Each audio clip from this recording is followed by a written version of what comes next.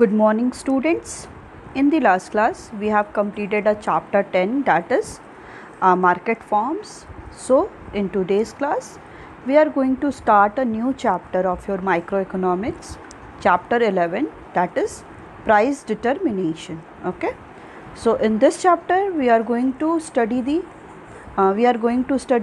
different topics. That is, first one is introduction of the price determination, which condition we will call that it is the price determination.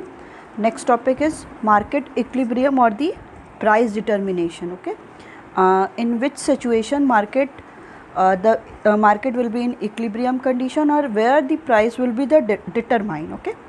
Next one is effect of the shift in the demand and supply on equilibrium price and quantity. Effect of change in demand on equilibrium price and quantity. Effect of change in the supply on equilibrium price and quantity. Sources or the factors of demand shift or the factors affecting the demand curve. Sources or the factor supply or factor affecting the supply curve. Next is effect of simultaneous demand and supply shift in the same direction when the demand or the supply curve will shift in the same direction. And the last one is effect of the simultaneous demand and supply shift in the opposite direction. Okay, जब क्या होगा, जो demand and supply curve है वो opposite direction में change होगा. Means एक supply curve अगर वो राइटवर्ड शिफ्ट होगा तो डिमांड कर्व क्या होगा, वो लेफ्टवर्ड शिफ्ट होगा. तो we will discuss all these topic in this chapter, that is price determination. Okay, so let's start.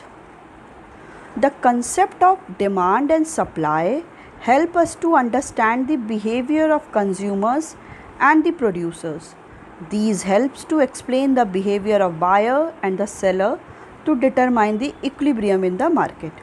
A market consists of the three elements: demand, supply or the market equilibrium. So demand describe the behavior of the consumer in the market, supply describing the behavior of the firms in the market, and the market equilibrium connect demand and supply and describing how consumers and the producer interact in the market. कि market में कैसे जो demand and supply है और कैसे consumer और producer market में interact करेंगे.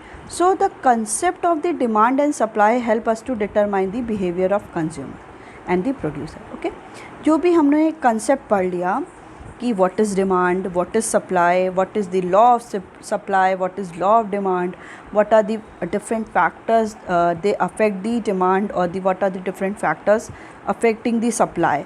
So the concept demand and supply क्या करता है कि demand के through हम किसी भी कंज्यूमर का बिहेवियर स्टडी करते हैं. मींस कंज्यूमर कौन सी कमोडिटी को कितना डिमांड कर रहा है, कौन सी कमोडिटी को वो ज़्यादा प्रेफर कर रहा है, किस कमोडिटी को वो लाइक कर रहा है, किस कमोडिटी को वो डिसलाइक कर रहा है, किस कंडीशन पे वो कमोडिटी को ज़्यादा परचेस कर रहा है, कब प्राइस कम होगी तो वो ज़्यादा डिमांड करेगा, जब प्राइस ज़्यादा होगी तो डिमांड वो कम करेगा. यस, तो ऐसे कंडीशन में हम डिमांड के थ्रू ही हम जान जाते हैं कि कंज्यूमर का बिहेवियर उस कंडीशन पे कैसा होगा.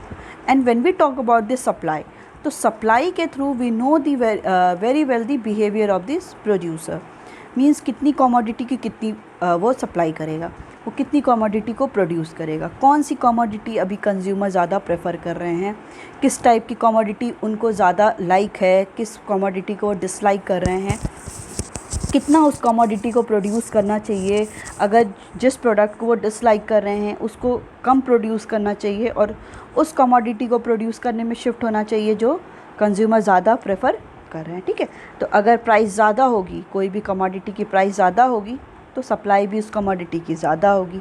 अगर उस कमोडिटी की प्राइस कम हो गई तो सप्लाई भी क्या होगी, उस कमोडिटी की कम होगी. क्योंकि अगर ज़्यादा प्राइस होगी तो प्रोड्यूसर को क्या होगा, प्रॉफिट होगा.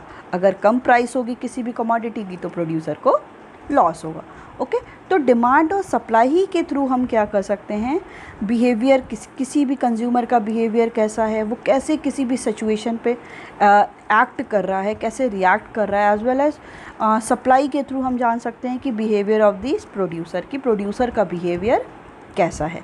So these helps to explain the behavior of buyer and seller to determine the equilibrium in the market. ठीक है, इसी के थ्रू हम क्या कर सकते हैं, डिमांड और सप्लाई के थ्रू हम बिहेवियर ऑफ बायर और सेलर का जान सकते हैं कि to determine the equilibrium in the market, कि behaviour of buyer and seller determine the equilibrium, किस कंडीशन पे इक्विलिब्रियम होगा. इक्विलिब्रियम मीन्स इक्वल, कहाँ पे डिमांड इक्वल टू सप्लाई होगा, मतलब जितनी कमोडिटी कंज्यूमर डिमांड कर रहे हैं उतना ही कमोडिटी सप्लायर सप्लाई कर रहा है. तो this will be the demand equal to supply. वो कंडीशन होगी कि जितना डिमांड हो रही है एज अ कंज्यूमर, हम जितना डिमांड कर रहे हैं, एज अ सप्लायर उतना सप्लाई वो कर रहा है कि नहीं कर रहा है. ठीक है, तो मार्केट में क्या है, 3 एलिमेंट कंसिस्ट होते हैं. मतलब कोई भी मार्केट है, कितनी कमोडिटी को प्रोड्यूस करना है, कैसे करना है, कब प्रोड्यूस करना है, कौन सी कमोडिटी को प्रोड्यूस कंज्यूमर ज़्यादा प्रेफर कर रहे हैं. तो ये सारे के लिए मार्केट में 3 एलिमेंट होते हैं, बेसिक 3 एलिमेंट्स होते हैं. उसमें first one is demand.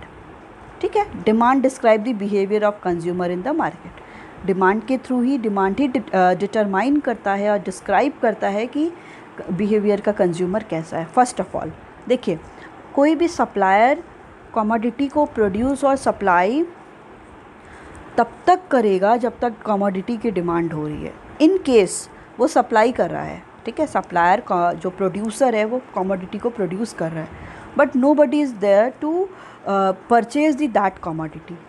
Is there any possibility that the supplier will produce the more commodity? No.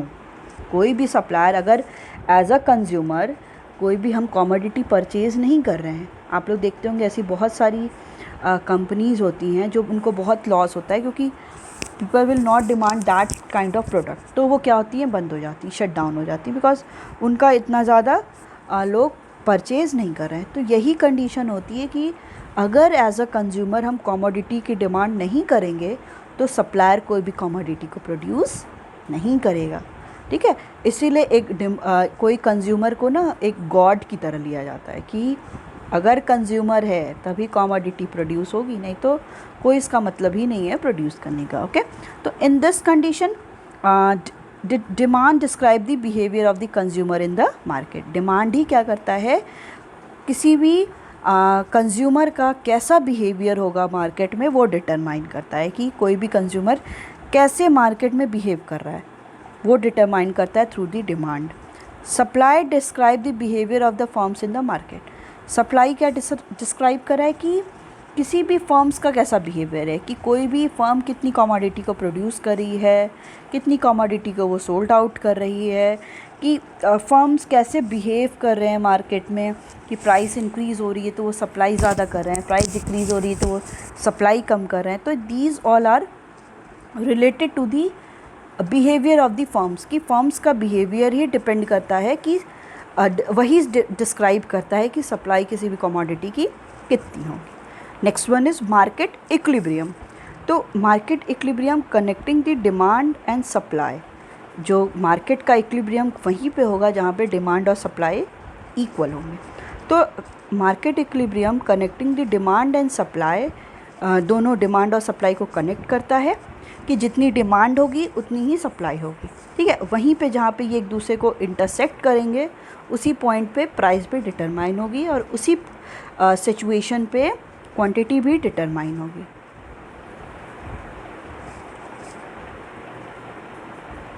Okay, so describing how consumer and producer interact in the market.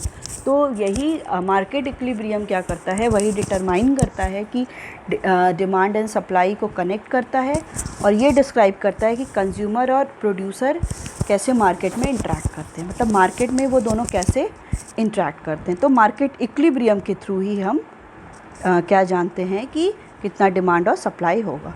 तो इस chapter में पूरा हमको यही पढ़ना है कि कहाँ पे प्राइस डिटरमाइन होगा. प्राइस डिटरमाइन वहीं होगा जहाँ पे डिमांड और सप्लाई एक दूसरे को इंटरसेक्ट करेंगे, वहीं पे प्राइस में भी समटाइम्स क्या हो जाएगी, इंक्रीज़ और decrease. So price totally depend upon the market forces, that is demand and supply. जितनी डिमांड होगी और सप्लाई होगी उसी पे प्राइस क्या होगी, डिटरमाइन होगी. तो इस चैप्टर में हमें यही पढ़ना है. तो we will discuss different kind of different kind of diagram here, कि हम लोग यहाँ पे बहुत टाइप्स के डायग्राम भी पढ़ेंगे कि कौन कौन सी सिचुएशन क्या होती है। जब डिमांड इंक्रीज़ करता है तो वो राइटवर्ड शिफ्ट होगा, डिमांड डिक्रीज़ करता है, इंक्रीज़ होगा तो वो राइटवर्ड शिफ्ट करेगा, डिक्रीज़ होगा तो वो लेफ्टवर्ड शिफ्ट करेगा, सप्लाई इंक्रीज़ होगी तो वो राइटवर्ड शिफ्ट करेगी, सप्लाई डिक्रीज़ होगी तो लेफ्टवर्ड शिफ्ट होगी। तो कहाँ पे इक्विलिब्रियम होगा? अगर राइटवर्ड शिफ्ट हो गई और डिमांड कर्व लेफ्टवर्ड शिफ्ट हो गई, तो जहाँ पे वो दोनों इंटरसेक्ट करेंगे वहीं पर इक्विलिब्रियम पॉइंट होगा। तो we will discuss all these things in this chapter, okay. So there is conflict in the aim of the seller and buyers. Seller want to sell the goods at the highest price to maximize profit, and the buyer want to buy the goods at the lowest price to maximize satisfaction. So therefore a compromise between the buyers and the sellers has to be determined with the help of the equilibrium price, okay. So there is conflict in the aim of seller and the buyer. फिर इस condition में क्या होता है कि जो seller का M है, सेलर का एम क्या है बताइए, आप ही बताएंगे। सेलर का एम क्या है? To earn maximum profit. Seller का एम यही होता है, प्रोड्यूसर का मेन मोटिव यही होता है कि ज़्यादा से ज़्यादा प्रॉफिट को अर्न करने का। और बायर का मेन मोटिव क्या होता है? To earn maximum satisfaction. हम जितनी भी कमोडिटी को कंज्यूम कर रहे हैं, हम कितना ज़्यादा अपने आप को सेटिस्फाई कर रहे हैं, ठीक है। वो बेसिक जो सेटिस्फेक्शन है ना, उसी का ही क्या होता है, वो एम, मेन एम होता है। तो समटाइम्स क्या होता है कि जो भी एम है दोनों का, कि प्रॉफिट अर्न करने का सप्लायर का और सेटिस्फेक्शन अर्न करने का बायर का, तो उन दोनों के एम में समटाइम्स क्या हो जाता है, कन्फ्लिक्ट हो जाता है। मीन्स वो लोग एक आपस में क्या है, वो डिसाइड नहीं कर पाते हैं। वो सप्लायर कहेगा कि मुझे प्रॉफिट अर्न करना है, अब जैसे ही वो बोलेगा प्रॉफिट अर्न करने का मतलब, तो प्रॉफिट अर्न करने का मतलब वो कैसे प्रॉफिट अर्न करेगा? जब वो प्राइस इंक्रीज़ करेगा। अब जब प्राइस इंक्रीज़ करेगा तो कोई भी कंज्यूमर क्या कमोडिटी को कंज्यूम कर पाएगा? वो नहीं कर पाएगा ना, क्योंकि उसके लिए वो कॉस्टली हो जाएगी। तो यहीं पे क्या हो जाएगा, यही ऐसी वो सिचुएशन होगी जहाँ दोनों के बीच में कन्फ्लिक्ट हो सकता है कि दोनों का जो एम है। तो सेलर्स, अब बायर तो ये डिमांड करेगा कि नहीं, प्राइस कम होनी चाहिए, क्योंकि लॉ ऑफ डिमांड क्या कहता है कि अगर प्राइस कम होगी तो demand will be the more. But अगर जैसे ही प्राइस कम होती है तो डिमांड क्या होगी, इंक्रीज़ कर जाएगी, बट सप्लाई क्या हो जाएगी, वो डिक्रीज़ कर जाएगी। तो अब सप्लायर को तो इस कंडीशन पे लॉस होने लगा। तो उन दोनों के जो एम है, डिमांड और सप्लाई का, मतलब जो भी बायर और सेलर का जो एम है, वहाँ पे यहाँ पे क्या हो जाएगा, कॉन्ट्राडिक्टरी हो जाएगा। यहाँ पे दोनों के बीच में कन्फ्लिक्ट हो जाएगा। Seller want to sell the goods at the highest price to maximize profit, and the buyer want to buy the good at the lowest price to maximize satisfaction. Therefore, a compromise between the buyer and the seller has to be determined with the help of equilibrium price. अब इसमें ये कह रहा है कि जो seller है, seller क्या चाहेगा? Seller want to sell the goods at the highest price. कोई भी सेलर यही वांट करता है, चाहता है कि वो ज़्यादा से ज़्यादा गुड्स को सोल्ड आउट करे विद द हाईएस्ट प्राइस, क्योंकि लॉ ऑफ सप्लाई यही कहती है, when the price increases supply will be also the increase, supply will also increases. So seller क्या करेगा, वो कमोडिटी की प्राइस को इंक्रीज़ कर देगा। अब जैसे ही वो कमोडिटी की प्राइस को इंक्रीज़ करता है, तो कमोडिटी को जो परचेज़ करने वाला है बायर, वो क्या कमोडिटी को परचेज़ करेगा? वो नहीं कर पाएगा, क्योंकि everybody is not able to purchase the commodity with the maximum price. सब लोग इतने कैपेबल नहीं हैं कि हर एक कमोडिटी को मैक्सिमम प्राइस पे भी क्या कर सके, उसको परचेज़ कर सके। In that condition the seller want to sell the goods at the highest price. वो हाईएस्ट प्राइस पे उसको क्या करेगा कि सेलर सेल करेगा टू मैक्सिमाइज प्रॉफिट, क्योंकि मेन मोटिव क्या है, एम क्या है सेलर का, to maximise the profit. And the buyer want to buy the goods at the lowest price. और बायर क्या वांट करेगा कि वो गुड्स को क्या करे, ज़्यादा परचेज करे एट द लोएस्ट प्राइस, कि वो ज़्यादा क्योंकि law of demand says that there is inverse relation between the in the price and the quantity demanded. When the price increases, quantity demanded will be decreases, and when price decreases, quantity demanded will be increases. So buyers want to buy the goods at the lowest price. अब buyer क्या करेगा, उसको goods तो purchase करना है for maximizing his or her satisfaction, तो वो ये expect करेगा कि price क्या है commodity की, वो low हो जाए to maximize the satisfaction. उसके through वो अपनी satisfaction को maximize करेगा। Therefore, a compromise between the buyer and the seller has to be determined with the help of the equilibrium price. फिर इस कंडीशन पे जो कॉम्प्रोमाइज़ बायर करेगा, कुछ कॉम्प्रोमाइज़ बायर भी करेगा, क्योंकि वो ये सोचेगा कि अगर मेरे को अभी क्या होता है जब कोई भी कमोडिटी हम लोग कोई भी देखते हैं, कोई वेजिटेबल्स हो गया या कुछ फूड ग्रेन्स हो गए, कुछ भी हो गया, अगर हमको उसको क्या करना है, कंजप्शन तो हम कभी रोक नहीं सकते हैं। देखिए, कंजप्शन किसी भी इंडिविजुअल का, किसी भी कमोडिटी का ज़ीरो नहीं हो सकता, क्योंकि हम कभी खाना नहीं छोड़ सकते हैं, कुछ भी कंडीशन हो जाए। ठीक है, आदमी 2 टाइम के खाना तो खाता ही है, चाहे जैसी भी कंडीशन हो। तो कंज्यूमर को क्या करना है, अपने इसको सेटिस्फेक्शन अर्न करना है, तो उसको क्या करना पड़ेगा, कुछ तो वो सेक्रीफाइस करेगा। क्या होता है, कभी कभी कमोडिटी क्या हो जाती है, कभी वेजिटेबल्स क्या होती है, 100 पर केजी क्या हो जाता है, आपका टोमेटो हो जाता है। तो हम लोग को कंजप्शन करना ही है, हम लोग क्या करते हैं, थोड़ा सा ½ kg लेते हैं, बट हम कंजप्शन कभी भी रोकते नहीं हैं कि अरे नहीं अब तो नहीं खाना खाएंगे, अब ऐसे ही ज़िंदा रहेंगे। तो इस टाइम क्या कर रहा है बायर, क्या कर रहा है, कॉम्प्रोमाइज़ कर रहा है कि चलो क्या है कि ज़्यादा प्राइस दे के भी हम अपनी सेटिस्फेक्शन को मैक्सिमाइज़ कर लें। यहीं पे कंडीशन आती है अगर सेलर की।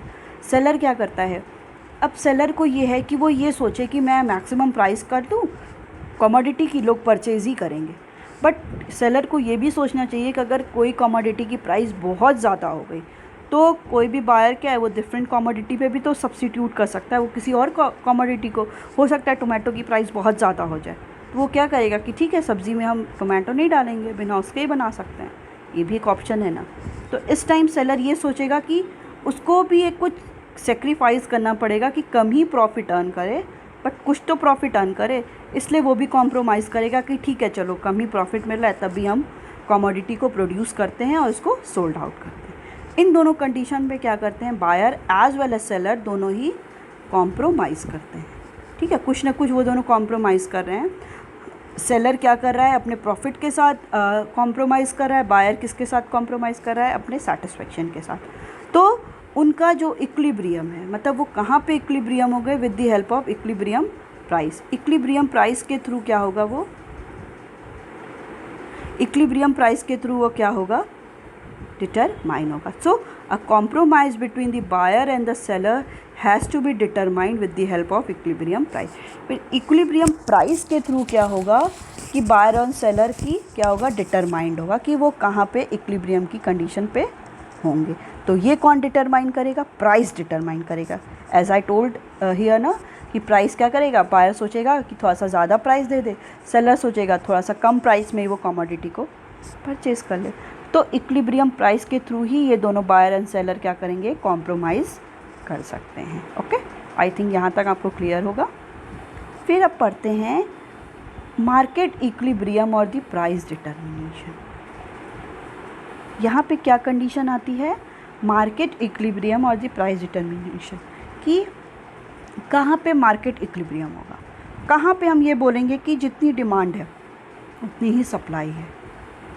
ये कंडीशन एकदम इकोनॉमी की क्या होती है, एकदम बेस्ट कंडीशन होती है कि जितनी डिमांड हो रही है उतनी ही सप्लाई भी हो रही है। डैट मीन्स कि हम जितनी भी कमोडिटी को डिमांड कर रहे हैं, फॉर एग्ज़ाम्पल पूरी होल इकॉनमी में हमारी डिमांड क्या है, 100 यूनिट डिमांड कर रहे हैं, मतलब कोई भी 100 यूनिट, फॉर एग्ज़ाम्पल किसी भी कमोडिटी की, फॉर एग्ज़ाम्पल हम कोई भी एप्पल ले रहे हैं, एप्पल की हम डिमांड कर रहे हैं कि पूरी इकॉनमी में लोग एप्पल की डिमांड कितना कर रहे हैं, 100 यूनिट कर रहे हैं, और सप्लाई भी कितनी हो रही है, 100 यूनिट हो रही है। तो ये क्या हो गया, इक्विलिब्रियम हो गया ना, कि जितनी डिमांड किए 100 लोगों को 100 एप्पल चाहिए था, तो अगर हम एक ले रहे हैं कि सैम्पल ले रहे हैं, मतलब कि टोटल ना लेके हम एक इकॉनमी में बात कर ले रहे हैं कि 100 पीपल हैं, 100 लोगों की डिमांड है, 100 लोग को एप्पल चाहिए, 100 लोग को एप्पल मिल भी जा रहा है, सप्लाई भी 100 की हो जा रही है। तो यहाँ पे क्या हो गया, 100 unit equal to 100 means demand हमारी सप्लाई के इक्वल हो गई। ये हमारा क्या हो जाता है, इक्विलिब्रियम कंडीशन, मतलब हम जितना डिमांड कर रहे हैं उतना सप्लाई हो जा रही है, वो होता है आपका equilibrium condition, market equilibrium. Okay, तो मार्केट इक्विलिब्रियम और price determination in a perfectly competitive market. Perfectly competitive market जो हम लोगों ने पढ़ा था कि क्या होते हैं, where there is a large number of buyers and the sellers, large number of के बायर्स और सेलर्स भी होते हैं। ठीक है, तो इस कंडीशन में क्या है, the the situation of the zero excess demand and zero excess supply. अब आपको ये लग रहा होगा कि एक्सेस डिमांड और एक्सेस सप्लाई क्या है, कुछ नया ही टर्म आ गया। We will discuss it, but अभी आप उसके लिए टेंशन मत लो, मैं बताती हूँ क्या है ये एक्सेस डिमांड और एक्सेस सप्लाई। पहले आप ये पढ़ लो, यहाँ पे क्या कर रहा है, market equilibrium, it is a defined. अभी इस लाइन को आप थोड़ा सा इग्नोर करना, ठीक है, I will discuss it. It is a defined as the equality between the quantity demand and the quantity supply. किसके लिए बोल रहा है, मार्केट इक्विलिब्रियम के लिए। मार्केट इक्विलिब्रियम क्या होता है, ये ऐसी सिचुएशन होती है जहाँ पे जितनी भी क्वांटिटी डिमांड हो रही है वो किसके इक्वल है, क्वांटिटी सप्लाइड के। मतलब हम जितना डिमांड कर रहे हैं उतनी ही सप्लाई हो रही है। ये क्या होता है, इक्वालिटी। इन दोनों के बीच में अगर इक्वालिटी है, this is the condition of the market equilibrium. So this equality determines the equilibrium price. यही इक्वालिटी जहाँ पे डिमांड सप्लाई के इक्वल हो जा रहा है, यही डिटरमाइन करता है कि कितना कमोडिटी की प्राइस होगी, ठीक है। अगर हम 100 यूनिट अगर हम 100 यूनिट कमोडिटी की डिमांड करें और 100 ही यूनिट क्या हो रही है, इसकी सप्लाई होगी, तो यहीं पे डिटरमाइन हो जाएगा कि जो एप्पल है वो 100 पर केजी होगा कि 50 पर केजी होगा कि 150 पर केजी होगा, ठीक है, यहीं पे डिटरमाइन होगा। So this equality determine the equilibrium price. वो इक्विलिब्रियम प्राइस को डिटरमाइन करेगा, that is the price at which quantity demanded is equal to the quantity supplied. अभी आता है ये टर्म कि what is equilibrium price. Equilibrium price होता क्या है, इक्विलिब्रियम प्राइस वो प्राइस होता है वो जहाँ पे जितना हम क्वांटिटी डिमांड कर रहे हैं उतनी ही क्वांटिटी सप्लाई हो जा रही है, ठीक है। सिंपल सा मतलब है कि at the price at which quantity demanded is equal to the quantity supplied. जितना क्वांटिटी डिमांड किया उतनी ही क्वांटिटी सप्लाइड हो जा रही है जिस प्राइस पे। अब हम डिमांड करें, कोई भी कमोडिटी परचेज़ कर रहे हैं तो हम उसके लिए कुछ तो प्राइस दे रहे होंगे ना, फ्री तो ले नहीं रहे होंगे। और जितनी सप्लाई हम वो कोई भी सप्लायर कर रहा है तो वो क्या कर रहा है, प्राइस के लिए, मनी के लिए तो कर रहा है। तो उस प्राइस पे जहाँ पे डिमांड जितनी है और जितनी सप्लाई है, उस वो जो प्राइस होगी, कुछ तो प्राइस पे कर रहे होंगे ना, उस प्राइस को क्या बोलेंगे, equilibrium price. Okay, yes, the price at which quantity demanded is equal to the quantity supplied. जितनी क्वांटिटी डिमांड हो रही है वो क्वांटिटी सप्लाइड के इक्वल है।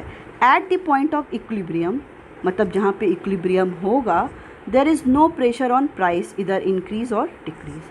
अगर जहाँ पे इक्विलिब्रियम हो जा रहा है, जो कंडीशन पे अभी हम लोग डायग्राम में देखेंगे, वहाँ पे कोई भी ऐसा प्रेशर नहीं होगा कि प्राइस को इंक्रीज़ करना चाहिए, प्राइस को डिक्रीज़ करना चाहिए, कोई भी वैसी वहाँ पे प्रेशर नहीं होगा। वहाँ पे क्या होगा कि अगर क्वांटिटी डिमांड क्वांटिटी सप्लाइड के इक्वल है तो वो इक्विलिब्रियम प्राइस है, मतलब वहीं पे इक्वालिटी हो रही है।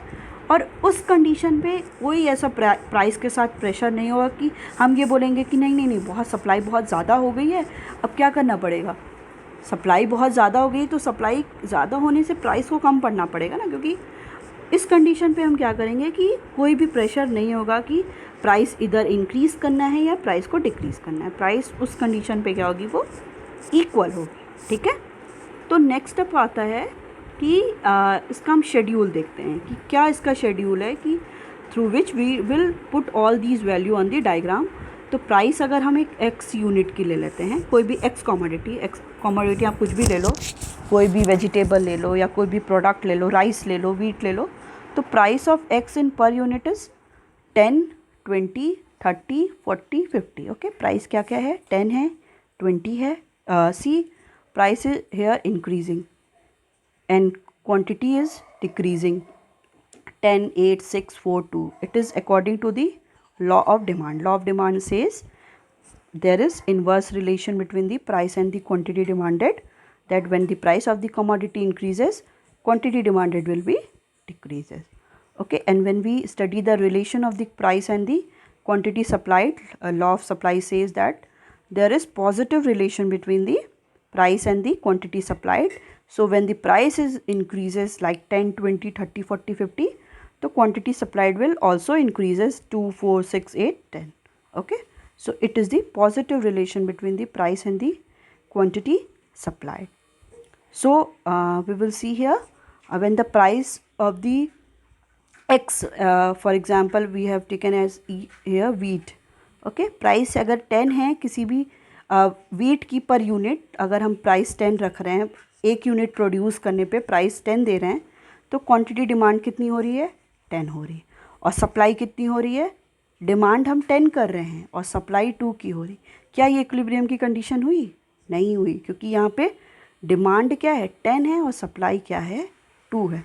So it is the not the situation of the equilibrium. Okay, next we will take when the price of the x price, here we will take the wheat, तो price अगर 10 है तो क्वांटिटी डिमांड कितनी हो रही है, wheat की 8 हो रही है, और सप्लाई कितनी हो रही है, 4 हो रही है। इसका क्या मतलब हुआ, डिमांड हम यहाँ पे ज़्यादा कर रहे हैं और सप्लाई क्या हो रही है, वो कम हो रही है।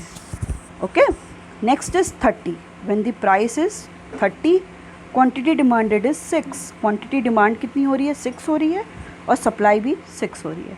Can we say that it is the equilibrium condition और नॉट, बिकॉज जितना हम डिमांड कर रहे थे उतनी ही सप्लाई हो रही है, और प्राइस कितनी है, 30। तो इसी को हम लोग बोलेंगे इक्विलिब्रियम प्राइस, कि जहाँ पे इक्विलिब्रियम की कंडीशन हो गई, where the demand equal to supply, this is the situation of the market equilibrium. Okay, we will say the equilibrium condition when the price of the x commodity is the 30 and quantity demanded is 6 and the quantity supplied is 6. So it is the situation of the equilibrium. So when the price increases from 30 to 40, the quantity demand is 4. देखिए अब आप लोग यहीं पे easily समझ सकते हैं demand और सप्लाई की कंडीशन, कि प्राइस हमारी जैसे ही इंक्रीज़ होती जा रही है, डिमांड डिक्रीज़ होती जा रही है और सप्लाई इंक्रीज़ होती जा रही है। ठीक है, तो जैसे ही प्राइस 40 हुई, quantity demanded is 4 and quantity supplied is 8। तो ये क्या इक्विलिब्रियम की कंडीशन हुई, नहीं हुई, क्योंकि यहाँ पे क्वांटिटी जो सप्लाइड है वो 8 है and 8 is greater than 4, 4 is quantity demanded. So we will not called it as the equilibrium condition. Equilibrium is that when the quantity demanded is equal to the quantity supplied. So when the price of the commodity is the 50, so quantity demanded is 2 and the quantity supplied is 10. So here what we will take, we see that the price is, when the price increases up to the 50, quantity demanded 2 रह गई, बस 2 ही quantity demand हो रही है। जैसे ही price increase होती जा रही है, प्राइस इंक्रीज़ होती जा रही है, क्वांटिटी डिमांडेड कम होती जा रही है और क्वांटिटी सप्लाइड इंक्रीज़ होती जा रही है, 10 हो गई। तो अब यहाँ पे 10 इज़ ग्रेटर देन 2। ओके, अब देखिए अभी हमने एक लाइन छोड़ा था ऊपर कि the situation of zero excess demand and zero excess supply defines the market equilibrium, कि जो ज़ीरो एक्सेस डिमांड, जहाँ पे ज़ीरो एक्सेस डिमांड हो, कोई भी डिमांड ज़्यादा नहीं हो, कोई भी सप्लाई ज़्यादा नहीं हो, उसी कंडीशन को हम क्या बोलेंगे, मार्केट इक्विलिब्रियम। अब यहाँ पे देखिए टेबल में क्या कह रहा है कि यहाँ पे क्या है, 10 is greater than 2, that means demand is greater than supply. और नेक्स्ट कंडीशन 2 पे देखिए, 20 यूनिट 20 प्राइस पे 8 is greater than 4, here also the quantity demanded is greater than quantity supplied. So we will called it as excess demand. Excess means बहुत extreme demand हो रही है, means price क्या है, price increase कर रही है ना, और क्वांटिटी डिमांड डिक्रीज़ कर रही है, बट क्वांटिटी सप्लाइड क्या है, इंक्रीज़ कर रही है। बट प्राइस क्या है, quantity demand is more then the quantity supplied. Quantity यहाँ पे 10 हो रही है, तो सप्लाइड क्वांटिटी सप्लाइड कितनी है, 2, तो demand is more than the supply. So this situation is called the excess demand. And next we called about the excess supply. Excess supply means जैसे जैसे प्राइस आपकी इंक्रीज़ कर रही है फ्रॉम 10, 20, 30, 40, 50, तो क्वांटिटी डिमांड डिक्रीज़ कर रही है और क्वांटिटी सप्लाइड इंक्रीज़ कर रही है। तो 40 प्राइस है तो डिमांड क्या हो गई है, 4, और सप्लाई क्या हो गई है, 8। तो सप्लाई क्या हो गई, ज़्यादा हो गई as comparison to demand. So 8 is more than the 4। When price is 50, तो देखिए क्वांटिटी डिमांड कितनी है, 2 है, क्वांटिटी सप्लाइड 10 है, तो 10 is greater than 2। So we will called it as excess supply. Means supply price अगर इंक्रीज़ होगा तो बट ऑब्वियस है कि सप्लाई ज़्यादा ही होगी, तो सप्लाई क्या हो गई, बहुत ज़्यादा इंक्रीज़ कर गई है, और डिमांड क्या हो गई, प्राइस इंक्रीज़ करी तो डिमांड कम हो जाएगी। इस सिचुएशन को बोलते हैं एक्सेस सप्लाई। सो यहाँ पे एक लाइन थी, the situation of zero excess demand, वो सिचुएशन जहाँ पे जो एक्सेस डिमांड है वो ज़ीरो है, मीन्स ज़ीरो के इक्वल है, वहाँ पे कोई भी एक्सेस डिमांड नहीं हो रहा है। And the condition of the zero excess supply, जहाँ पे कोई ज़ीरो एक्सेस सप्लाई है, सप्लाई भी ज़्यादा नहीं हो रही है, that defines the market equilibrium, उसी को क्या बोलेंगे, मार्केट इक्विलिब्रियम। तो अब आप इस पूरे टेबल पे देखो कहाँ पे ज़ीरो एक्सेस डिमांड है और कहाँ पे ज़ीरो एक्सेस सप्लाई है। So this is the condition where the quantity demanded equal to quantity supplies, that is 6 equal to 6, and the price is 30. Okay, so it is the situation of the quantity market equilibrium. Okay, so